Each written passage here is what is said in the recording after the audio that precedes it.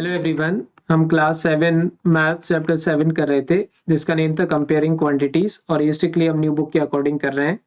देखिए इसकी exercise 7.2 complete करना हमने स्टार्ट किया था जिसकी प्रीवियस वीडियो में क्वेश्चन 8 तक हम कंप्लीट कर चुके हैं। आज हम देखेंगे क्वेश्चन 9 और उसके आगे के क्वेश्चंस। क्वेश्चन 9, क्वेश्चन 10 और क्वेश्चन 11 को बेसिकली कंप्लीट करने के लिए हमें एक कंसेप्ट पढ़ना होगा। उस बेसिस पर ही आपके ये 3 क्वेश्चंस कंप्लीट होंगे। बेसिकली यहाँ पे हमें इंटरेस्ट से रिलेटेड बात करनी है। इस क्लास में आपको सिंपल इंटरेस्ट से रिलेटेड क्वेश्चंस हैं, तो उसको सॉल्व करने के लिए कुछ टर्म्स होते हैं जो कि जानना जरूरी होते हैं। उस बेसिस पर ही आप ये क्वेश्चन सॉल्व कर पाएंगे अच्छी तरह से। देखिए सबसे पहले एक प्रैक्टिकल लाइफ सिचुएशन कंसीडर करते हैं हम। सपोज करिए कि मैंने किसी को 1000 रुपीज दिए। Clear? If someone have the need for money then I have given then 1000 rupees. Clear? अब मैं उसको 1000 रुपीज दूंगा तो कुछ मैं सोचूंगा कि एक्स्ट्रा अमाउंट मुझे मिले, क्योंकि बेसिकली मैं अपने 1000 रुपीज उसके लिए दे रहा हूँ, या फिर 1000 के 1 लाख और 1 करोड़ भी हो सकते हैं। क्लियर? तो ये जो एक्स्ट्रा अमाउंट मैं सोचूंगा मुझे मिले, बेसिकली उसके लिए ही हम ये टॉपिक पढ़ रहे होते हैं, क्वेश्चन 9, 10 और 11। क्लियर? तो सपोज करिए कि ये जो 1000 मैंने उसको दिए और वो मुझसे कह रहा है कि मैं 1 ईयर बाद रिटर्न करूंगा। मैंने कहा ठीक है 1 ईयर बाद रिटर्न कर देना, बट मैंने बोला कि जब तुम रिटर्न करोगे तो मुझे 10% एक्स्ट्रा रुपये दोगे। जितने भी रुपए मैं तुम्हें दे रहा हूँ उसका 10% एक्स्ट्रा करके मुझे तुम 1 साल बाद पैसे रिटर्न करोगे। क्लियर? 10% पर annum means per year. Clear? तो बेसिकली वो एग्री भी हो गया इस बात के, क्योंकि ठीक है 10% एक्स्ट्रा ही तो हमें देने। क्लियर? तो 1 साल बाद मुझे 10% एक्स्ट्रा रुपीज मिलेंगे 1000 के। तो 1000 के 10% क्या हो जाएगा? What is the 10% of 1000? तो ये निकल के आएगा 100 रुपीज। क्लियर? 1000 रुपीज मैंने दिए, 1 साल बाद मुझे 100 रुपए वो एक्स्ट्रा देगा। तो 1 साल बाद वो मुझे कितने रुपए देगा टोटल? 1000 तो ये मेरा जितने रुपए मैंने उसको दिए थे वो, and 100 rupees extra. Clear? So total 1100 rupees वो मुझे 1 साल बाद रिटर्न करेगा। यही चीज 2 ईयर हो जाती तो 200 रुपीज मुझे मिलते, क्योंकि फर्स्ट ईयर का 100 रुपीज और सेकेंड ईयर का भी 100 रुपीज। क्लियर? तो अब ये सारी जो कंडीशन है इसके कुछ टर्म्स होते हैं जो कि हमें सीखने। ठीक है, वो मैं आपको लिख के बताता हूँ। सबसे पहले देखिए 1000 जितने रुपए भी हम किसी को दे रहे होते हैं वो कहलाता है हमारा प्रिंसिपल। ठीक है, क्या कहलाता है? प्रिंसिपल। और इसको हम कैपिटल पी से रिप्रेजेंट करते हैं। जितने टाइम के लिए आप दे रहे होते हो पैसे वो कहलाता है टाइम पीरियड या फिर टाइम अकेला। इसको हम कैपिटल टी से रिप्रेजेंट करते हैं। कितने परसेंट पर आप उसको रुपए दे रहे होते हो तो वो कहलाता है हमारा रेट। क्या कहलाता है? रेट। और इसको हम कैपिटल आर से रिप्रेजेंट करते हैं। अब जितने रुपए आपको एक्स्ट्रा मिल रहे होते हैं 1 साल बाद, जितने भी रुपए आपको एक्स्ट्रा मिलेंगे, मींस ये तो आपने दिए थे लेकिन ये तो मुझे एक्स्ट्रा मिलेंगे ना 1 साल बाद, तो वो क्या कहलाएंगे? मेरे इंटरेस्ट कहलाएगा। ठीक है, इंटरेस्ट। और इसको आप कैपिटल आई से रिप्रेजेंट करेंगे। अब जो टोटल रुपए मुझे वो देगा, ये तो कितने रुपए बढ़ करके मुझे मिलेंगे वो है इंटरेस्ट। ठीक है, लेकिन टोटल ओवरऑल कितने रुपए मुझे मिलेंगे वो कहलाता है मेरा अमाउंट। क्या कहलाता है? अमाउंट। और अमाउंट को आप कैपिटल ए से रिप्रेजेंट करते हैं। अब ये अमाउंट किसके इक्वल होगा? ये प्रिंसिपल था 1000 और ये 100 रुपीज मेरा इंटरेस्ट था। तो अमाउंट क्या हो जाएगा? P प्लस आई के इक्वल। तो यहां से मुझे एक फॉर्मूला मिल गया, A is equal to P plus I. Clear? तो ये तो आप सबसे पहले फॉर्मूला लिख ले, amount is equal to P plus I, principal plus interest का। क्लियर? प्रिंसिपल क्या होता है हमारा? अमाउंट क्या होता है? जो टोटल मुझे पैसे मिलेंगे, तो जितने रुपए दिए और जितना एक्स्ट्रा रुपए मिलेगा मुझे, उन दोनों को ऐड कर दूंगा तो मेरा क्या आ जाएगा? अमाउंट आ जाएगा। अब ध्यान से समझिए, हमें बेसिकली 2 फॉर्मूले यहाँ पढ़ने। एक तो अमाउंट का मैंने ऑलरेडी आपको बता दिया है। सेकंड जो फॉर्मूला है वो है हमारा इंटरेस्ट का। ठीक है, इंटरेस्ट का फॉर्मूला। इंटरेस्ट का फॉर्मूला हम बेसिकली लिखते हैं सिंपल। 2 तरीके के इंटरेस्ट होते हैं, एक होता है सिंपल इंटरेस्ट और एक होता है कंपाउंड इंटरेस्ट। कंपाउंड इंटरेस्ट आप क्लास 8th में पढ़ेंगे, अभी हमारे लिए सिंपल इंटरेस्ट पढ़ना है। क्लियर? तो एस आई से रिप्रेजेंट करते हैं सिंपल इंटरेस्ट को, एक तरीके से इंटरेस्ट ही होता है। क्लियर, ये होता है S I is equal to P into R into T upon 100। Clear, this is the formula for simple interest, या फिर इंटरेस्ट भी बोल सकते हो इसको आप। So these two formula you should learn to solve the question related to interest in this chapter. Clear, अब इसको पहचानने का तरीका क्या है? सबसे पहले देखिए, अगर कहीं पर भी परसेंटेज का साइन लगा रहेगा तो वो रेट ही होगा। क्लियर, टाइम तो आप समझ सकते हो, ईयर लिखा हो, मंथ लिखा हो, डेज लिखा हो, तो वो क्या हो जाएगा, मेरा टाइम हो जाएगा। इंटरेस्ट और प्रिंसिपल थोड़ा सा दिमाग आपको लगाना पड़ेगा, रुपीज वगैरह लिखा रहेगा तो आप उसे समझेंगे कि ये प्रिंसिपल है या फिर इंटरेस्ट है।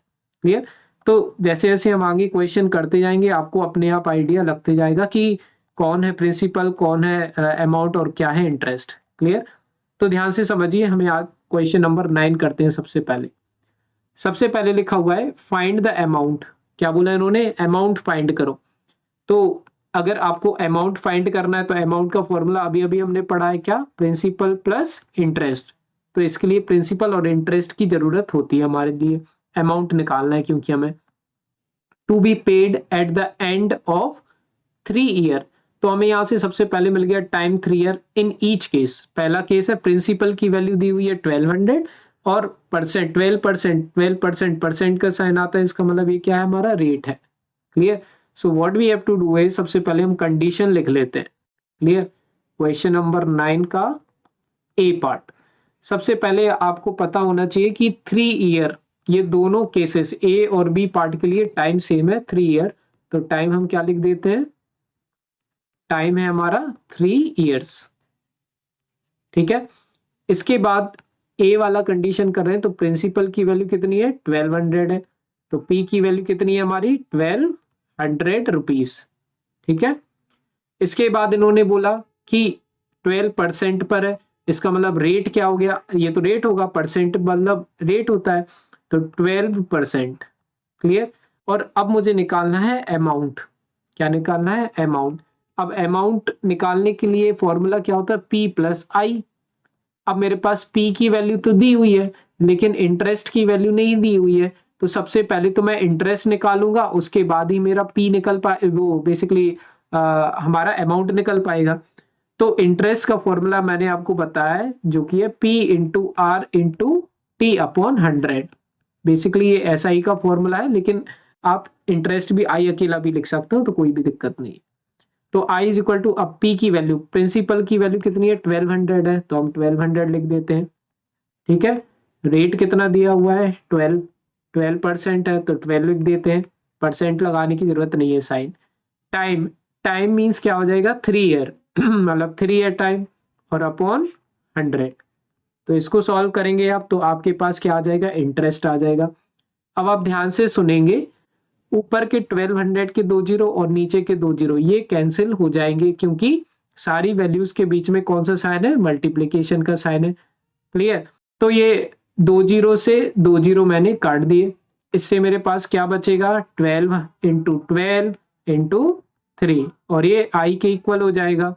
अब आई की वैल्यू क्या हो जाएगी हमारी, 12 इंटू 12, तो देखिए यहाँ पे 12 और 12 को मल्टीप्लाई करेंगे तो आ जाएगा हमारा 144, और जो बचा हुआ 3 उसको इससे मल्टीप्लाई कर देंगे, 144 इंटू 3, 4 3 या 12 और 3 4 जा 12 प्लस 1 13, 3 1 जा 3 प्लस 1 4, 432 आ जाएगा। तो बेसिकली इंटरेस्ट कितना आ गया, 432 रुपीज। क्लियर, तो यहाँ से हमें कंडीशन क्या समझ में आ रही है कि जब मैंने 1200 रुपीज किसी को दिए 12% रेट पर, और उसने बोला कि 3 साल बाद वो मुझे ये रिटर्न करेगा पैसे, तो वो मुझे 3 साल बाद कितने एक्स्ट्रा रुपए देगा, 432 रुपीज एक्स्ट्रा देगा।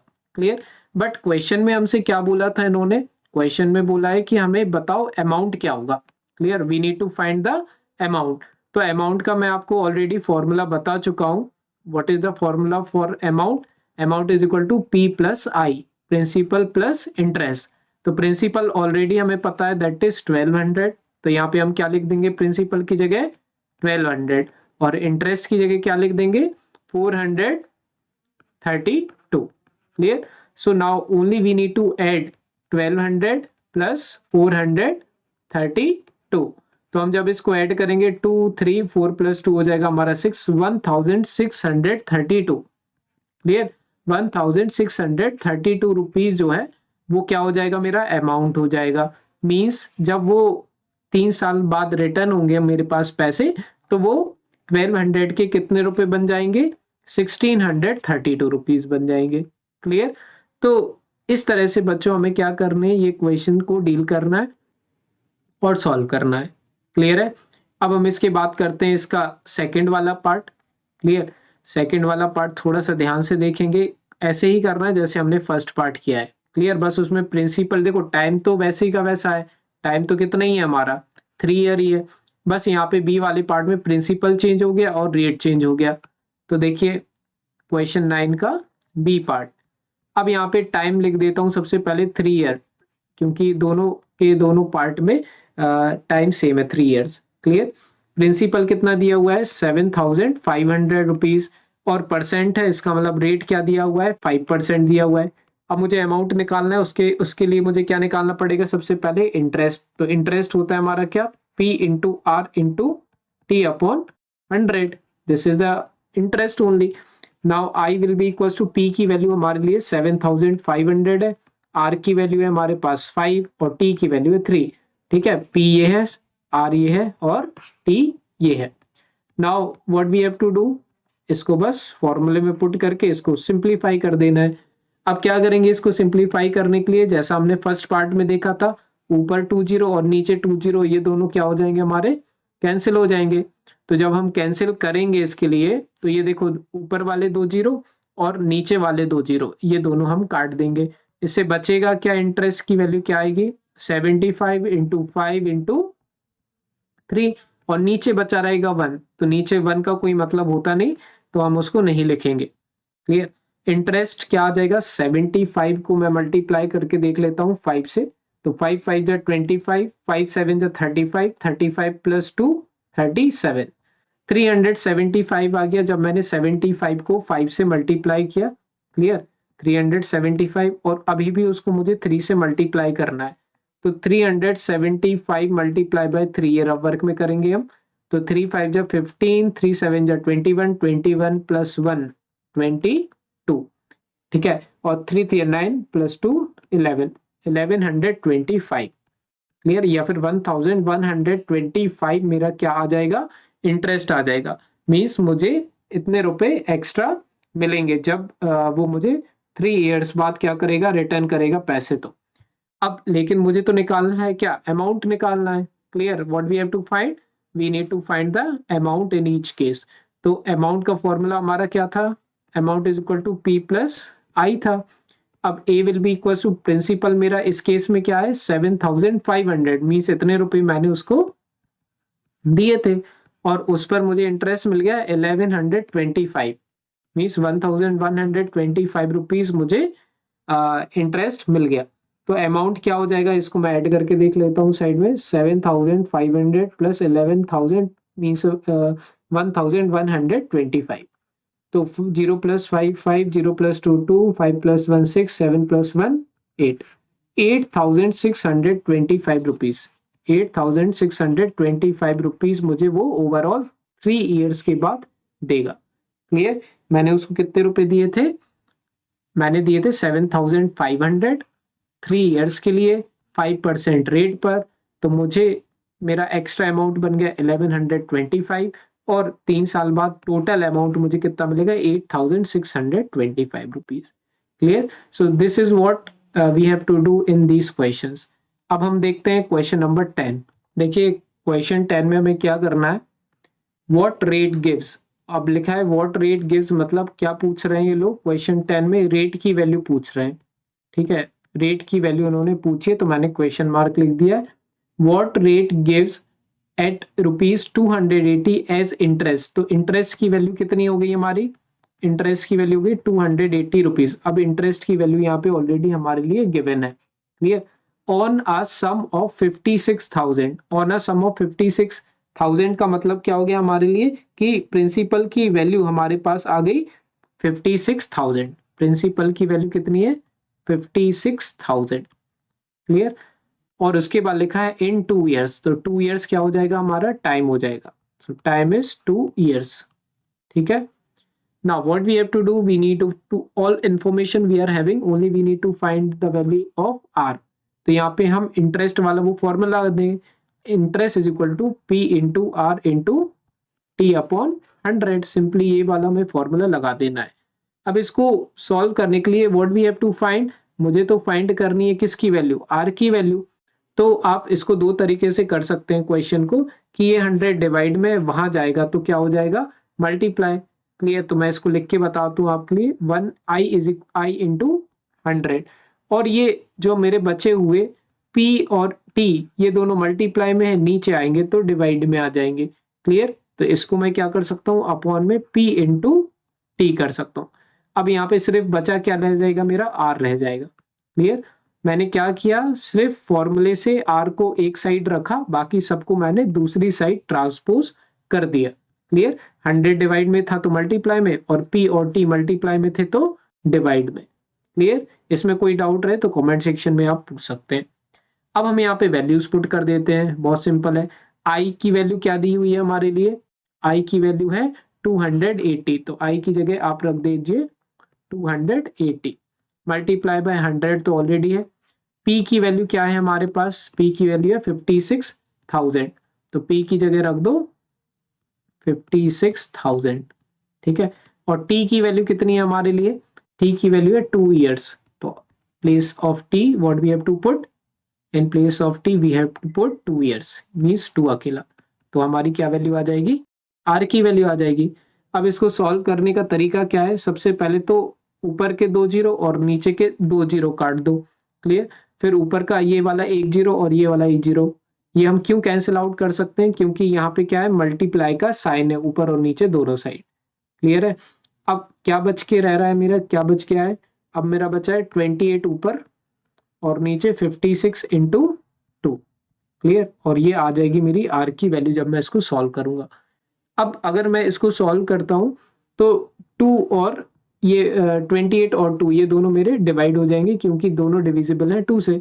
तो 2 1 जा 2 हो जाएगा, और 2 1 जा 2, 2 4 जा 8, मीन्स 14 अकेला ऊपर बचेगा मेरा। तो 14 अपॉन 56 आ जाएगा।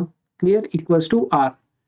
अब इसके बाद और क्या सॉल्व करेंगे, हाँ तो देखिए 14 की अगर आपको टेबल आती होगी तो 14 1 जा 14, 14 4 जा 56 होता है 12। क्लियर। तो इसको हम क्या कर देंगे, 14 की टेबल से काट देते हैं। यही बेस्ट सॉल्यूशन रहता है, सेम टेबल से ऊपर और नीचे वाली वैल्यू कैंसिल आउट करते जाओ। ये आपको सीखना होगा। क्लियर। क्योंकि अगर मैं यहाँ डायरेक्ट इसको मल्टीप्लाई कर दूं और इसको मल्टीप्लाई कर दूं और फिर डिवाइड करूं तो ये बहुत बड़ी वैल्यू हो जाएगी। क्लियर। तो ये जो मैं स्टेप्स आपको बता रहा हूँ ये आपको धीरे धीरे एडअप करते जाने हैं और सीखते जाने। क्लियर। 14 1 जा 14 और 14 4 जा 56। तो अल्टीमेटली आर की वैल्यू क्या आ रही है मेरी, 1/4। अब इसको भी मैं डिवाइड करके देख लेता हूँ। इसको हम जब डिवाइड करेंगे तो 1 अंदर लिखेंगे और 4 बाहर। मुझे लेना पड़ेगा 0, क्योंकि 4 की टेबल 1 तो आता नहीं है। फिर पॉइंट लगाएंगे, 4 2 जा हो जाएगा हमारा 8, 10 में से 8 माइनस करेंगे तो 2, और क्योंकि मैंने पॉइंट लगा दिया तो मैं यहाँ पे क्या लगा सकता हूँ, 0 जितनी मर्जी चाहे उतने लगा सकता हूँ। तो 4 5 जा हमारा हो जाएगा क्या, 20। तो क्या आ जाएगी वैल्यू हमारी, रिमाइंडर कुछ नहीं बचा, 0.25। तो मैंने जब 1/4 को डिवाइड किया तो 0.25% रेट क्या आता है हमारा परसेंट में। तो the value of R is 0.25%। अगर आप आर की वैल्यू 1/4% भी लिखोगे तो भी आपको फुल मार्क्स मिलेंगे। क्लियर। तो दोनों तरह से आप इनके आंसर्स लिख सकते हैं। अब हम 11th क्वेश्चन करते हैं। देखिए क्वेश्चन नंबर 11 में हमें क्या करना है, हम इस क्वेश्चन को रीड करते हैं। If Meena gives an interest of 45 rupees for 1 year, तो पहले हमें क्वेश्चन को जैसे जैसे पढ़ते जाएं और सारी कंडीशंस लिखते जाया करो। तो यहाँ पे साफ हो रहा है कि मीना को इंटरेस्ट मींस मीना ने इंटरेस्ट दिया कितना, 45 रुपीज। तो आई की वैल्यू साफ साफ क्वेश्चन 11 हम कर रहे हैं, आई की वैल्यू हमारे पास मिल गई हमें कितनी, 45 रुपीज। तो मैं ये लिख देता हूँ इन फॉर 1 ईयर, ये भी लिखा हुआ है फॉर 1 ईयर। अब 1 ईयर लिखा हुआ है तो टाइम कितना हो गया, 1 ईयर। ठीक है, 1 ईयर। इसके बाद पर एनम लिखा मतलब पर ईयर है। इसके बाद लिखा हुआ है एट 9% रेट। अब 9% रेट का मतलब क्या है? 9% rate PA means per annum means per year. Clear? तो आर की वैल्यू कितनी आ गई मेरी? 9% पर एनम। क्लियर? अब इसके बाद ये कह रहे हैं what is the sum C has borrowed. What is the sum C has borrowed मतलब उसने कितने रुपए लिए थे। तो ओवरऑल हमारी कंडीशन बन क्या रही है कि उसने 45 रुपीज इंटरेस्ट दिया। ठीक है, कितने टाइम में? 1 ईयर में दिया। क्या रेट पे लिया था उसने कुछ पैसे? 9% पर एनम। तो इन्होंने हमें ये बताना है बेसिकली इस क्वेश्चन में कि उसने कितने रुपए लिए थे, कितने रुपए लिए थे, और ये क्या होता है? हमारा प्रिंसिपल होता है। So we have to find the value of P. Clear? Question mark लगा दिया। अब यहाँ के लिए हमें क्या करना पड़ेगा? पी की वैल्यू फाइंड करिए, लेकिन मुझे इंटरेस्ट का फॉर्मूला तो पता है ना, क्या होता है? I is equal to P into R into T upon 100। I की वैल्यू हमारी, अब एक और काम कर सकते हैं हम इसको सॉल्व करने के लिए कि p को सिर्फ मैं यहाँ रहने देता हूँ, बाकी सब दूसरी साइड ट्रांसफर कर देता हूँ, तो मुझे p की वैल्यू बस मिल जाएगी। क्लियर? तो ये 100 डिवाइड में है, पहले तो वहां जाएगा तो मल्टीप्लाई हो जाएगा। इसका मतलब क्या बन जाएगा? i multiply by 100। उसके बाद r और t इस साइड मल्टीप्लाई में, तो दूसरी साइड जाएंगे तो डिवाइड में बन जाएंगे। क्लियर? मतलब ये दूसरी साइड जाएंगे r इंटू टी अपॉन में आ जाएंगे। बस 100 भी चला गया, RT भी चला गया, बचा क्या मेरा? सिर्फ इस साइड P बचा। तो हम क्या करते हैं? P लिख देते हैं इधर पे। क्लियर? यहाँ पे सिर्फ मेरा प्रिंसिपल बचा, और जो कि मुझे फाइंड करना है। क्लियर है? अब क्या करेंगे हम? I की वैल्यू पुट कर देते हैं। I की वैल्यू क्या है हमारी? 45 रुपीज। इंटरेस्ट तो हमारा 45 रुपीज था, तो 45 इंटू 100 तो एज इट इज ही लिखेंगे। R की वैल्यू पुट करते हैं। R की वैल्यू क्या है? 9% था ना, तो आर की जगह हमने क्या लिख दिया? 9। और टी टाइम तो हमें ऑलरेडी पता है 1 ईयर है, तो 1 लिख देते हैं, और पी की जगह पी ही लिख दिया। अब इसको सॉल्व करेंगे। सॉल्व करने के लिए हम क्या करेंगे? सबसे पहले देखो 9 और 45 दोनों सेम टेबल में आते हैं, तो हम इसको काट सकते हैं। ठीक है, कैसे? 9 1 जा 9, 9 5 जा 45। क्लियर? तो अल्टीमेटली हमारा क्या बच के आ रहा है? 5 इंटू 100 अपॉन 1। अपॉन 1 का कोई मतलब होता नहीं है, लिखो चाहे ना लिखो, बात सेम ही है। ठीक है, तो यहाँ से 5 इंटू 100 करोगे तो 500 जो हमारा कितना होता है? 500। क्लियर? तो प्रिंसिपल मैंने कितने रुपए, मीना ही नाम था इसका। Okay, so Meena has borrowed 500 rupees. ठीक है, उसने 500 रुपए क्या किए थे? लिए थे किसी से उधार। क्लियर? और उसने 45 रुपीज इंटरेस्ट पे किया 1 ईयर में 9% पर एनम की रेट से। क्लियर? तो बच्चों ये हो चुका है क्वेश्चन 11 भी कंप्लीट और हमारा चैप्टर भी कंप्लीट। इसके बाद देखेंगे नेक्स्ट चैप्टर नेक्स्ट वीडियो में। सारी वीडियोस की लिंक मिलेगी डिस्क्रिप्शन में। कोई भी डाउट रहे तो कमेंट सेक्शन में आप पूछ सकते हैं। बाकी मिलते हैं नेक्स्ट वीडियो में। बाय।